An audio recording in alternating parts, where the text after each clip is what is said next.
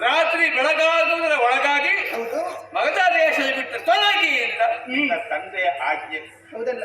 ರಾತ್ರಿ ಹಗಲ್ಮ ಬೇಟವಿಲ್ಲದೆ ಬಿದ್ದು ಎದ್ದು ಯಾವುದೋ ದೂರದ ಬಂದು ಸೇರಿದ್ದೇವೆ. ದೇವರು ದಿಕ್ಕು ತೋರಿದತ್ತ ಕಾಲು ಎಳೆದತ್ತ ನಾವು ನಡೆದುಕೊಂಡು ಬಂದೆವು. ನನಗೆಲ್ಲಿ ಪರಿಚಯ ಉಂಟು ಈ ಊರಿನದ್ದೆಲ್ಲ? ನೀವಾದ್ರೂ ಇಲ್ಲಿ ತಿರುಗಾಡ್ತಾ ಇದ್ದವರೆಲ್ಲ. ಅದೆಲ್ಲ ನಾನು ಆಲೋಚನೆ ಮಾಡುವುದು. ಏನು ಕಲ್ಲಲು ಮುಳ್ಳುಗಳಲ್ಲಿ ನಡೆದು ನನಗೇನು ಅಭ್ಯಾಸ.